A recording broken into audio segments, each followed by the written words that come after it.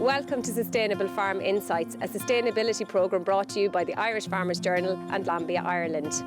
The economic and environmental challenges facing Irish farmers is well known, and the aim of this programme is to help tackle these challenges and assist Irish farmers across all enterprises to adopt good management practices and new technologies as they drive to deliver economic and environmental sustainability on their farm. My name is Andy Doyle. I'm tillage editor of the Irish Farmers Journal. I also look after the Sustainable Farm Insights programme. We're here today on the farm of Bryan Daniels, who was the Teagasc Grassland Farmer of the Year in 2019. So Bryan, we're here with you on a pretty typical inclement day, and I'm looking up here and I'm wondering if it's the cloud or a fog that we're looking at. But park that for a second. Just tell us, what type of farming are you involved with here? Yeah, we're a full dairy farm. We're running about 174 hectares this year, milking 300 cows. Family farm operation, farming with my wife and young family.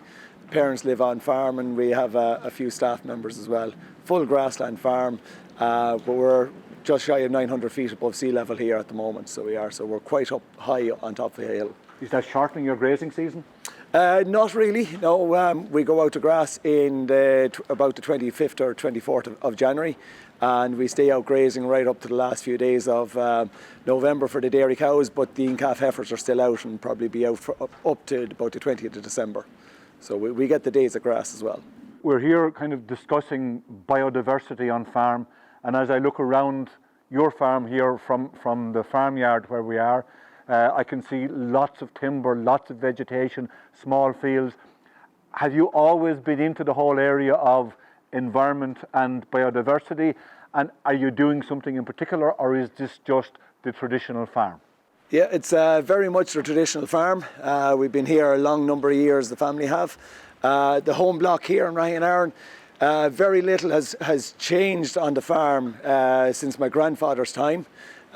Field sizes are all pretty much the same. Field boundaries are big, heavy clay banks.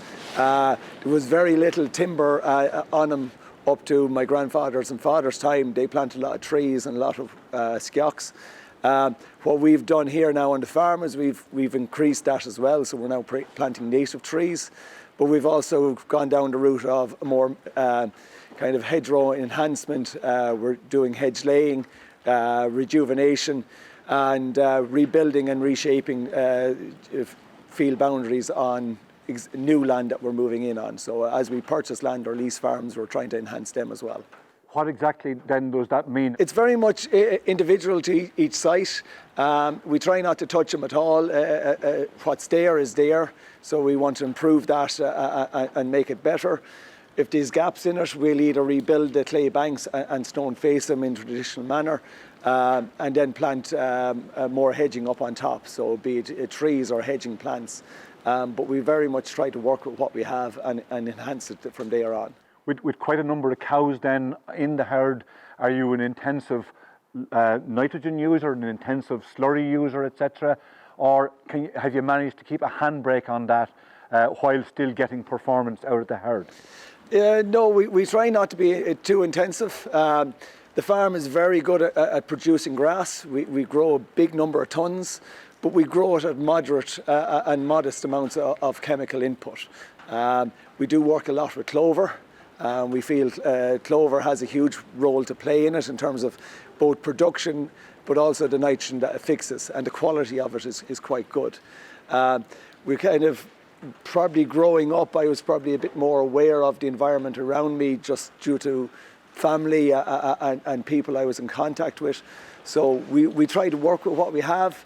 We definitely wouldn't count ourselves intensive, even though the numbers we run would kind of indicate that we're at the larger scale.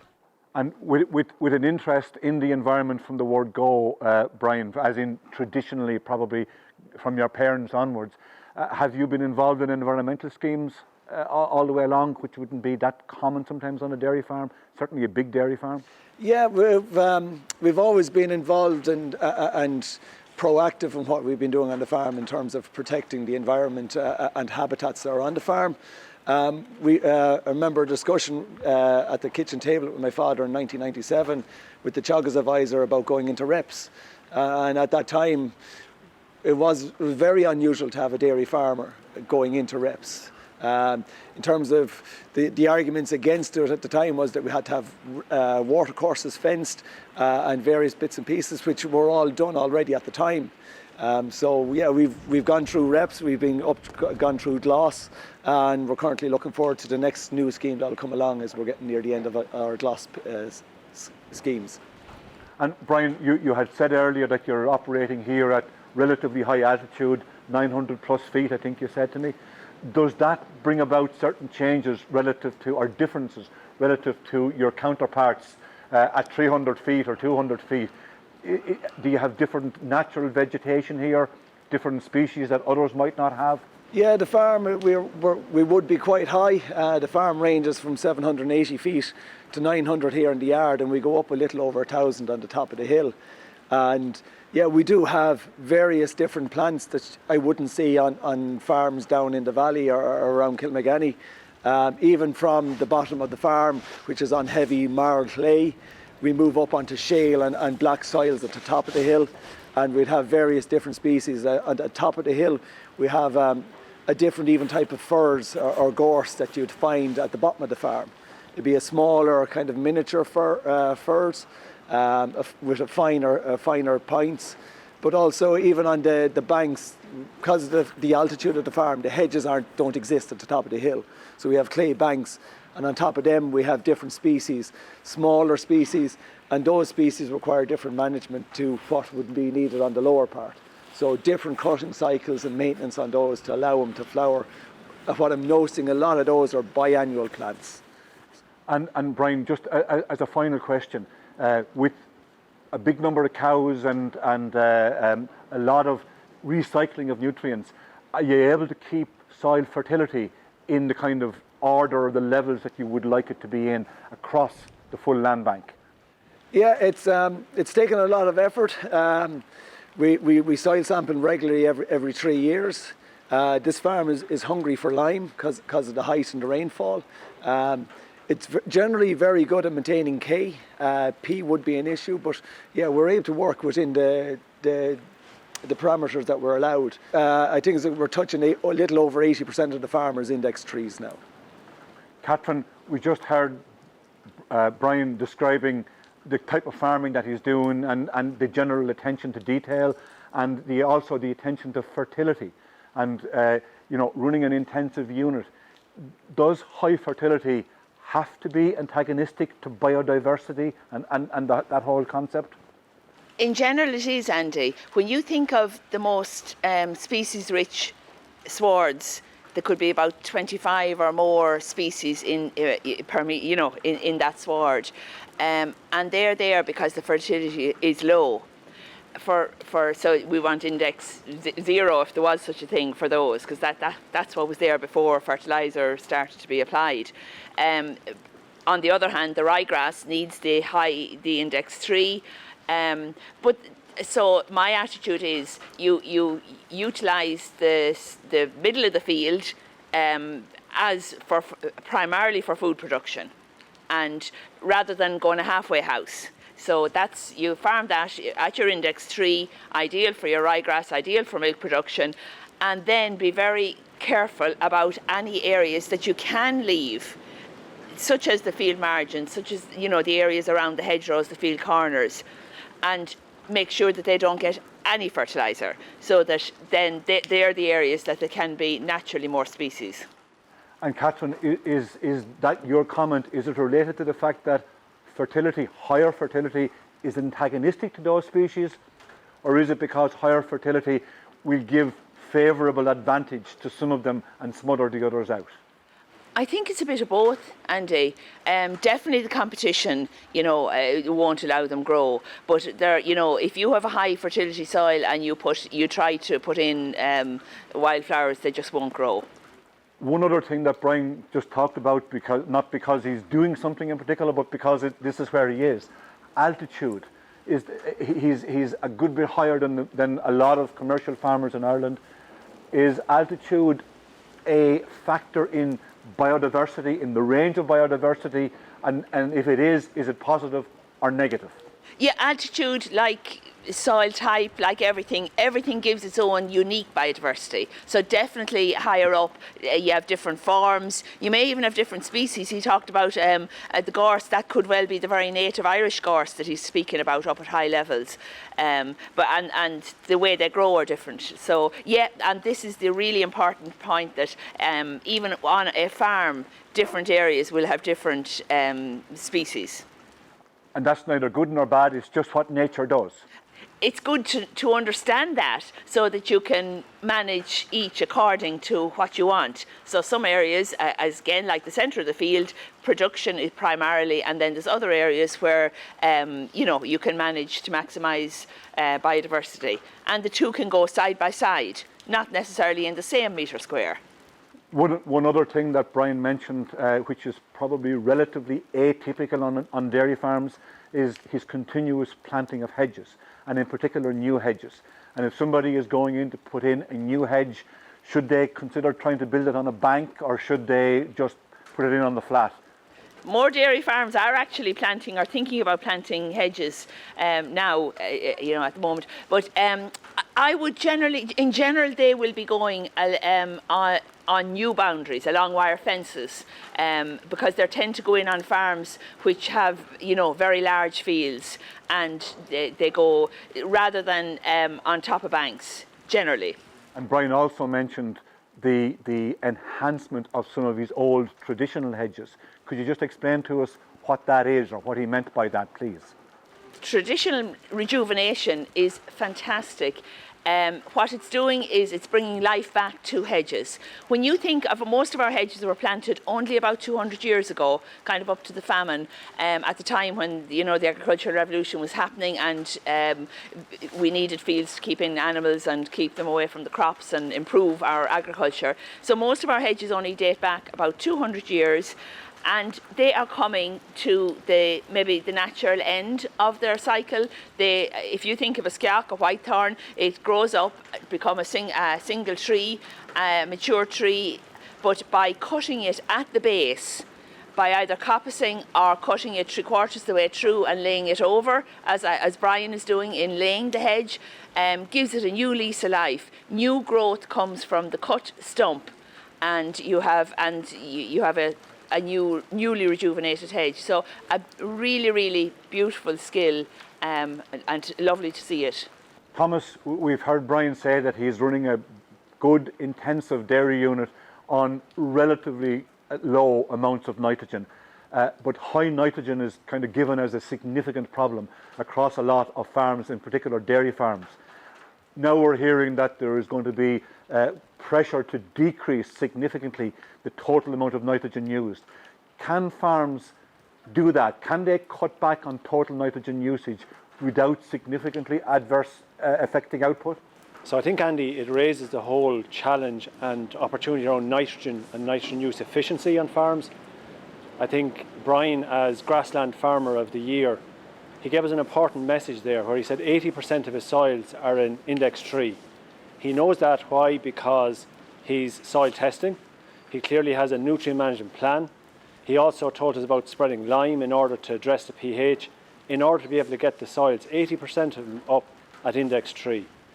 Before we start talking about use of nitrogen, looking after the soil as a basic building block to getting your grass growth, and that whole area of nitrogen use efficiency is going to be the key to success. As you rightly say, in the years ahead, where we're being told, whether it's through Green Deal, whether it's through Farm to Fork, that input use, fertiliser use and particularly nitrogen use are going to come under pressure. And if high nitrogen is being associated with intensive grassland use, there is the potential for it to become a negative marketing issue in time as well, I'm guessing? So possibly, but then the opportunity at farm level is to manage your cost base and improve your margins and profitability through better fertiliser management, better management of the resource. It's just too costly to waste. Get your best bang for your buck when you do get your fertiliser out in the ground, and also make sure you're getting the maximum nutrient value out of your organic. That's your slurries, your farmyard manure, and then top up. From the conversation then that we've had on Brian's farm today, what lessons kind of are easily doable for other farmers just looking in at the simple things that he's doing very, very well? I would say to you, think about what we're already doing, whether that's managing your grassland and your reseeding. Is there a role for clover? Is there a role for other species within the sward? When you're looking at your hedgerow management, is there an opportunity to look at the depth and the breadth of your hedgerows? They're all storing carbon and they're offsetting the methane that's being produced on the farm. But also going back to your fertilizer use, are you using protected urea when you're spreading your slurry? Are you spreading it perhaps using low emission slurry spreading? What time of the year are you spreading it? And are you getting the maximum output? I think always think about slurry in the same context as a bag of fertilizer. Would I go out with it, in the spring? Would I go out with it at a certain time of the year? And am I going to get the maximum return from it? I mean, I'm confident that that the tools are available, combined with innovation and research. I mean, we should look at the role of breeding. Bryan speaks of the role of EBI, Economic Breeding Index, here on the farm, and how he's breeding for productivity, for fertility. So the role of breeding is also an added tool that's going to help him on that journey. So our overall objective should really be to make more of a little bit less and try and drive everything and make it work harder for us. Isn't that what efficiency looks like? I mean, for me, sustainability is about better efficiency, which is about more profitability. And that's really, sustainability is often thought about as being about the environment, but it's more so about, and it's in equal measure, it's about economic and social as well. I mean, Bryan speaks here about providing a living for himself and his family, and he being the third generation here. I can imagine he has the ambition to pass on his farm to the next generation, environmentally in as good a state, if not better, than when he inherited it, but also economically improved as well. So to pull them three pillars together, the economic, the environmental and the social, is very much future-proofing Bryan's farm here and farms right across the country, and the need for the sustainability agenda to speak to to the three of them. And in the Sustainable Farm Insights programme, our ultimate objective is to enhance the financial element of that sustainability. There will be things that we will have to do that may cost some money, but most of what lessons that can be learned and taken from it are about either saving on costs or increasing on output and using our cost base more effectively and more efficiently, with due respect for the environment and for all the species that live on it. Thomas, Catherine, Bryan, thank you all very much.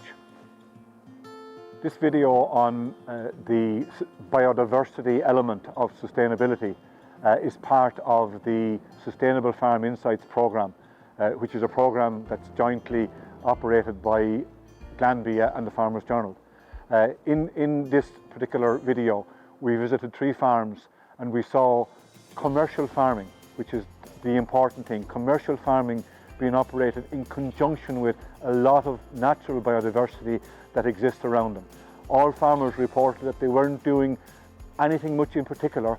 It was just part of their normal programme and they all felt the better for it. We heard one common comment coming from them all, which is the willingness and the wish to leave our land and our environment in better condition than we got it. And I just want to thank all of those 3 host farmers today, and also my guests for the conversation that we generated around that.